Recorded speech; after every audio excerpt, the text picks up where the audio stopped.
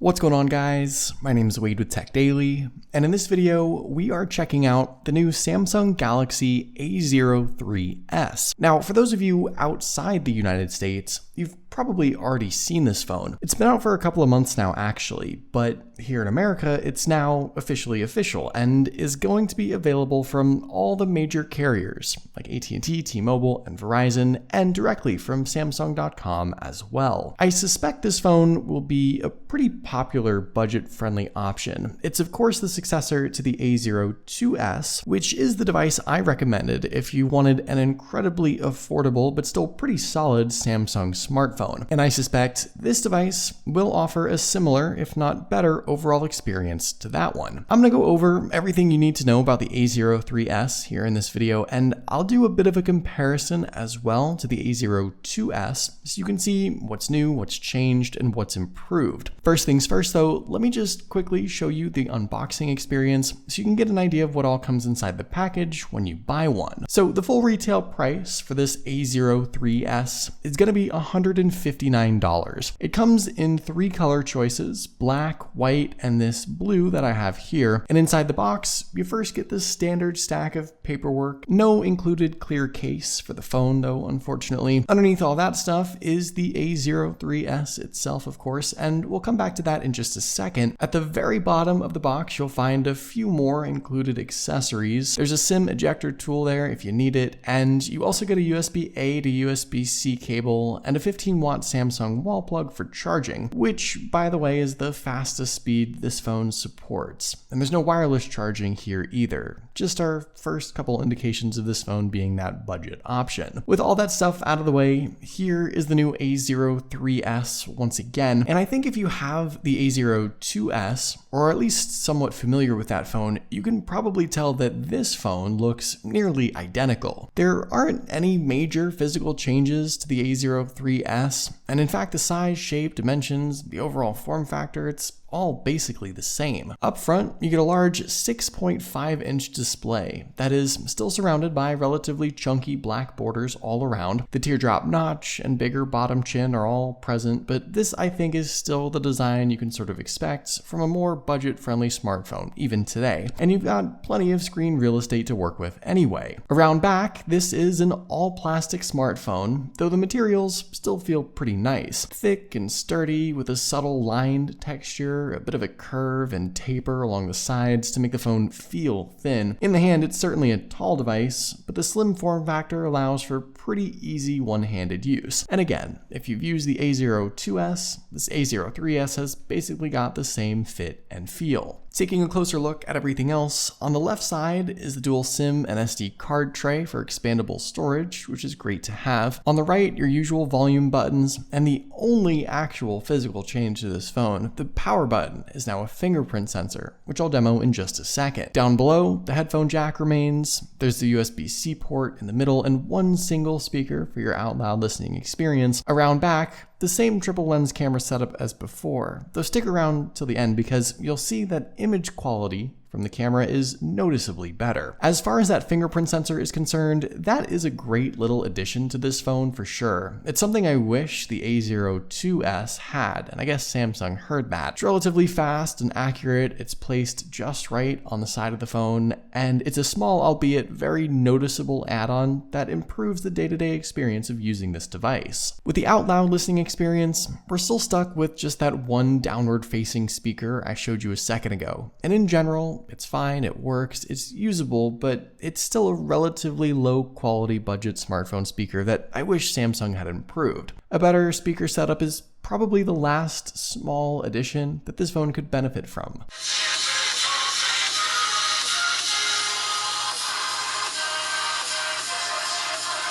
The 6.5-inch display on the A03s is a 1600 by 720 IPS LCD panel, packing in around 270 pixels per inch. So once again, the exact same spec and setup from the A02s, and we don't really see any major improvements here, unfortunately. Overall though, the viewing experience is decent for what it is. From a casual distance, things look bright and colorful enough, though you'll miss that extra sharpness at its lower resolution. And there's also definitely some off-axis dimming, not that anyone looks at their phone like this, but still something to mention. I think the biggest benefit here with this display is the size, of course. Getting a big screen like this is always a plus. For casual movie watching, web browsing, and game playing, this is a fine display at this price point. It is still one of the cheapest Samsung phones you can buy after all, so you should expect some compromises, but at the same time, I do understand that for $50 to $100 more, you could be getting OLED, 1080 resolution, or a 90Hz display. So perhaps those compromises are a little tougher to defend now as we head into 2022. I think the biggest improvement with the A03s, and likely the number one reason to consider it, is with the performance. Samsung crammed in a better processor, more storage, and potentially more RAM too, depending on your configuration, all at a similar price to the A02s. And I think this is something you're going to notice in your day-to-day usage. Powering this A03s now is the MediaTek Helio P35 processor. And configuration options include 3 or 4 gigs of RAM and 32 or 64 gigs of built-in storage. Still budget specs, of course, but compared to what the A02s offered, a single gig of RAM and 16 gigs of storage in some cases, these baseline A03s specs are a much better choice. If you care about those Geekbench scores, well, here you go. Noticeable improvements across the board, particularly with that multi-core score. And all that means is that you should be getting a faster, snappier, and more responsive experience with the A03s. Now, with that being said, this is of course still a budget device. I can't stress that enough. So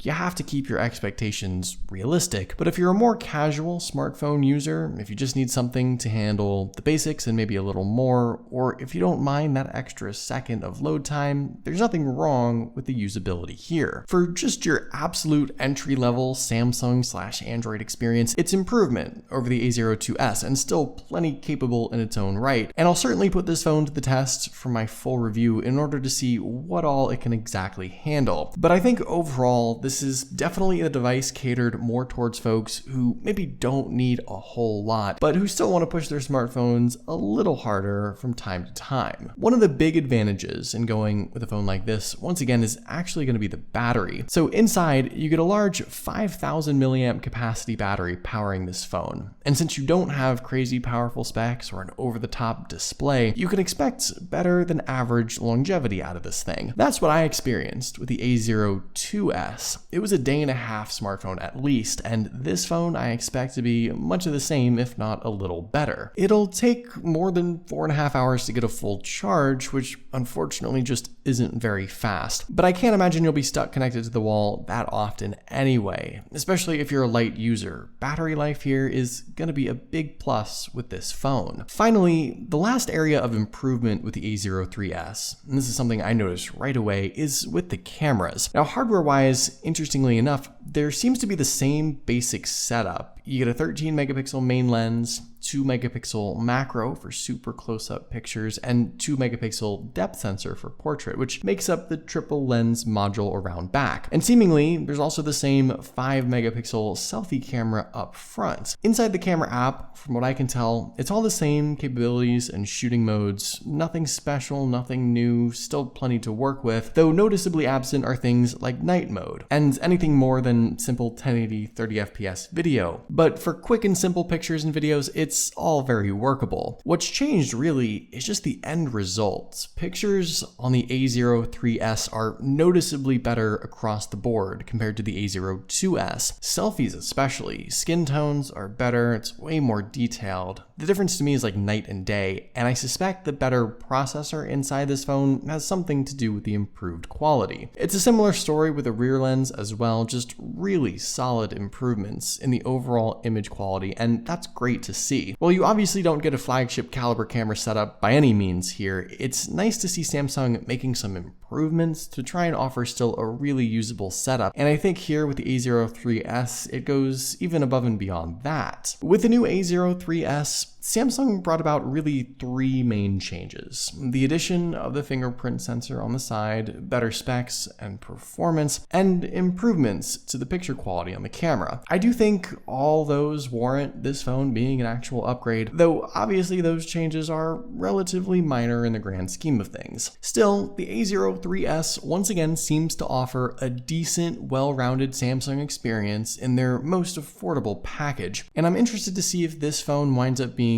just as good as the A02s was. I'm hopeful that that's the case at least. But what do you guys think about the A03s? Is this a phone that you'd maybe consider? Let me know in the comments down below. I'd love to know your thoughts, of course. But hopefully you guys did enjoy this video. Be sure to follow TechDaily on Twitter and subscribe to the TechDaily YouTube channel if you haven't already, and I'll see you guys later.